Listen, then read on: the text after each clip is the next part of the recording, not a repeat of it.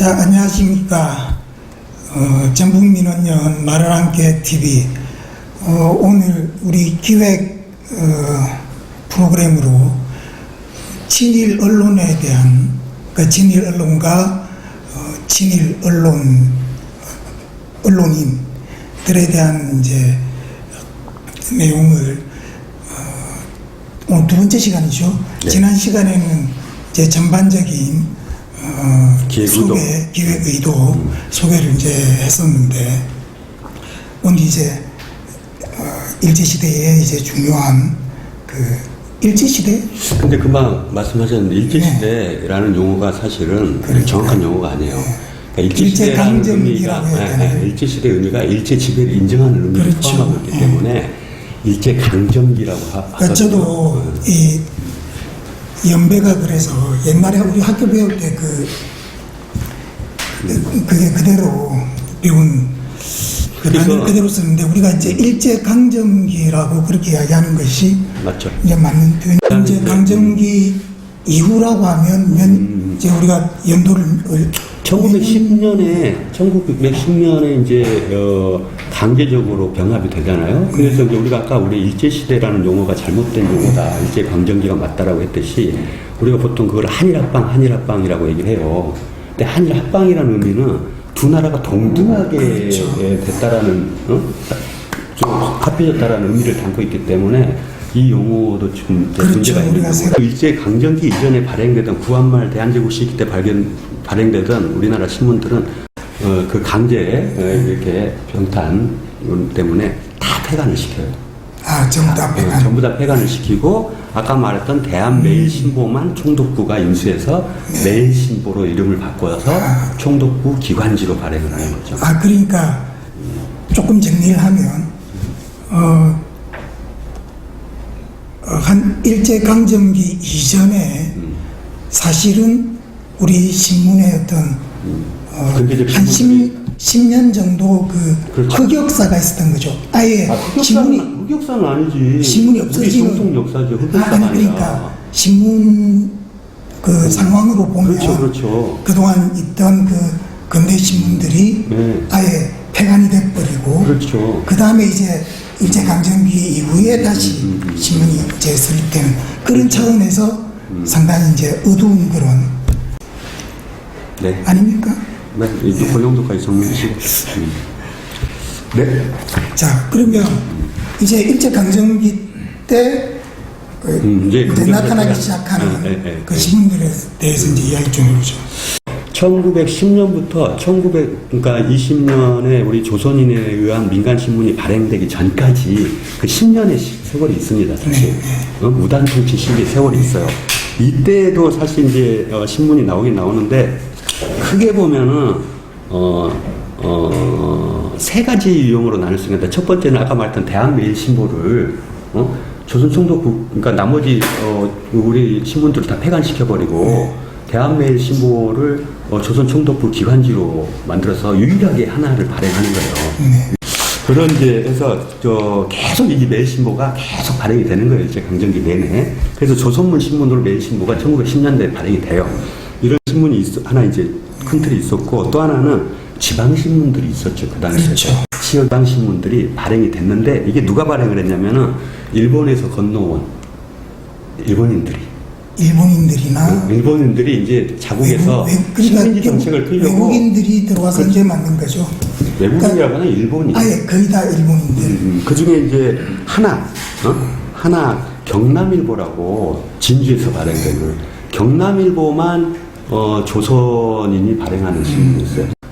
근데 이제 이 지방신문을 통해서 이제 일본인들이 신문을 만들면서 걔네들이 주로 목적으로 했던 게 딱 두 가지가 있어, 두 가지. 하나는 총독부 정치에, 식민지 총독부 정치에 일본인들이 나서갖고 협조를 하기 위한 목적으로서 신문. 그 다음에 일본에서 건너온 거류 일본인들의 이익을 관철시키기 위해서 신문의 내용을 주로 만들어갔던 거죠. 그래서 그러니까 그 당시에 소위 내선일체라고 하는 그런 정책 안에서. 제가 보니까 재밌는 거는 그런 지방에 있는 신문들 중에서 우리 호남 지역에도 몇 개가 있더라고요. 그러니까 전북 지역에 전주 신보가 있었고 그 다음에 군산일보 2개가 있어 발행이 됐. 태평양 전쟁으로 이제 시작하면서 얘네들이 일도 일사 정책, 이 조선의 민심을 다스리고 자기네 전쟁 준비를 유도를 시키고 그 다음에 자기의 전쟁에 대한 어떤 것들을 홍보를 강하게 해서 언론을 좀 더 강력하게 통제를 하면서 일도 일사 정책을 실시를 하기 위해서 그걸 통합을 시키는 거예요. 네. 각 일도 일사를 통합을 시켜. 전두환 때 그리고 전두환이가 박정희가 그걸 따라 배웠고 그러니까 전두환이 그걸 따라 배운 일도 거예요. 일사 자기들이 정권 잡았을 때 우리 홍보를 시키고 그 다음에 이걸 지방을 좀 축소시키자 했고 다 박정희 전두환이 그걸 그러니까 따라 여러 소리 하지 말고 그래. 같은 목소리로 한도에 하나씩만 해서 그게 일제시대부터 있었고 그래서 아까 말했던 전주에서 나오고 군산에서 나오던 두 신문이 합해져 갖고 전북 신보로 이름이 또 합쳐져. 전북 신보. 그러니까 한마디로 총독부에서 나오는 매일신보가 있었고 전국판으로 그다음에 지방신문이 18개 정도가 있었고 다 18개. 친일이 아니라 일본인들이 와서 경남일보 하나를 제외하고는. 그리고 이제 또 뭐가 있었냐면은 특히 3.1운동 이후에 많이 생기는데 지하신문들이 있어요. 조선 독립을 갈망하는 지하신문들. 이게 진짜 정말로 아까 말했던 좀 이제 일제 강점기다 보니까 겉으로 드러내서 발행을 못해. 지하에서 나와서 그래서 지하신문이라고 하는 것이죠. 그래서 주로 이제 만주 쪽에서 많이 발행을 하고 있었고, 그 다음에 이제 상해 임시정부가 독립신문을 발행을 정식으로 하죠. 그래가지고 이 독립신문을 발행해갖고 비밀리에 이 조선으로 내보내는 거예요. 그 사람들이 그걸 보고 독립의식을 고취하고 그 이후에 이제 신문의 그 지형이 다시 또 바뀌게 그렇죠. 되는 겁니다. 완전히 바뀌는 거죠. 1919년 3.1운동을 계기로 애들이 이제 무단 통치에서 문화 통치로 바뀐다고 했잖아요. 그러니까 이제 배경은 그렇습니다. 이게 조선 민중이 들고 일어나니까 이거를 그냥 강압적으로만 하면 안 되겠다. 회유책을 쓰기 시작한 것이죠. 회유책을 쓰기 시작하면서 조선인에 의한 신문 발행을 좀 허가를 해주자라고 하고, 그때 총독이 바뀌는데 그 전에 총독이 하세가라는 무단 통치가 하세가였어요. 그 다음에 이제 일본 이름 중에서 하세가와라는 게 굉장히 흔해요. 한국의 뭐 김시희, 네, 뭐 하세가와, 김시희 씨를 나카무라, 깐데토카라. 여기서 웃어줘야 아닙니다. 하세가 무단통치자 하세가 총리가 이제 너는 도대체 어떻게 조선을 통치를 했길래 애들이 들고 일어나냐라는 이제 책임을 당하는 거죠. 경지를 내요. 그래가지고 이제 사이토 총독이라고 와서 딱 보니까 이제 좀 정책을 바꿔야 되겠다 해갖고 이제 문화통치로 가는데, 그래서 조선인의 사상 동향을 파악하기 위한 하나의 전략.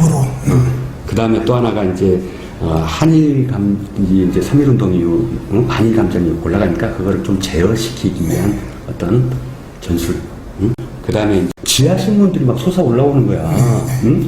지하신문 자취들이 알아서 독립운동을 하겠다고 막 지하신문들이 이걸 좀 통제할 필요가 있는 거죠. 총독부 입장에서는. 사실 따지고 보면 표면적으로 일본은 내선 일체, 문화정책 이런 것들로 신문을 발간하게 해주고, 네. 그러나 우리 독립운동을 하는 그런 사람들은 지하에서 오히려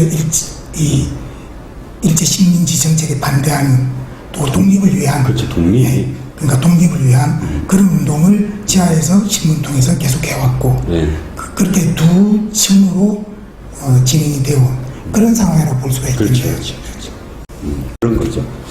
그래서 이제 여기 표 옆에 보시면은 일제시대 강점기, 일제시대가 아니라 일제강점기의 흐름이 있어요. 그래서 3대 민간지가 유지가 되는데, 하나는 조선일보가 쭉 유지가 되죠. 여기 보다시피 보세요. 그 다음에 동아일보가 유지가 되죠. 그 다음에 여기 이제 그 나올 겁니다. 알아서 제 얼굴을 아마 가릴 겁니다. 그리고 나서 이제 시사신문이 첫 번째로 발행됐다가 그게 이제 폐간되고, 그 다음에 시대일보가 나와요. 시대일보 최남선에. 그러다가 이제 시대일보가 경영난은 어려워. 그래서 시대일보가 또 몇 년 못 가고 또 사그라들어요. 그러니까 아까 말했던 신문의 그 귀재라고 했던 이상엽이라는 사람이 참 신문으로서 재밌는 사람인데 나중에 한번 살펴보겠습니다만, 이 양반이 처음에는 동아일보 있다가 그 다음에 조선일보 있다가 그 다음에 또 나와가지고 중일보라는 그걸 만들었죠. 중일보. 그 시대일보를 이어가는. 그러다가 이제 또 이것도 병영난으로 사실 어려워 돈이 없어. 또 이제 하니까 이제 또 노정일이라는 사람이 그걸 또 사가지고 중앙일보라는, 지금의 중앙일보하고 다른 거예요. 중앙일보라는 걸 만들었는데 이때 중앙일보 또 노정일도 신문 장사 해보다 보니까 돈이 안 돼. 그러니까 이거를 또 팔아요. 팔아가지고 이제 나중에 조선중앙일보라는 신문으로 또 바뀌어. 이때 이제 누가 조선중앙일보를 책임지냐면은 몽양 여운형 선생이 조선중앙일보 사장으로 들어가서 하다가 저기 뭐죠? 1936년에 송기전 옹해 베를린 올림픽 일장기 말소 사건. 일장기 말소 사건으로 1936년에 가슴에 우리 송기정홍이 마라톤 우승하고 그 단상에 써가지고 사진 아마 편집해서 보여줄 거예요. 고개 푹 숙이고 있잖아요. 그 사진을 대비하면서 가슴에 있던 일장기를 지워버리는 거야. 일단 조선중앙일보가 먼저 했었어요. 먼저 했었고 그래서 근데 그 당시에 신문의 이 질이 인쇄질이 안 좋으니까 몰랐어 애들이. 일제 총독부 애들도 몰랐던 거야. 여기서 조선중앙일보가 이걸 지웠는지 안 지웠는지 그냥 인쇄질이 흐린 거로만 생각을 했지. 근데 나중에 일주일 후에 동아일보가 그 사건을 펼치니까 이 새끼들 조사해야겠다 해두고 보니까 조선중앙일보 먼저 한 거야.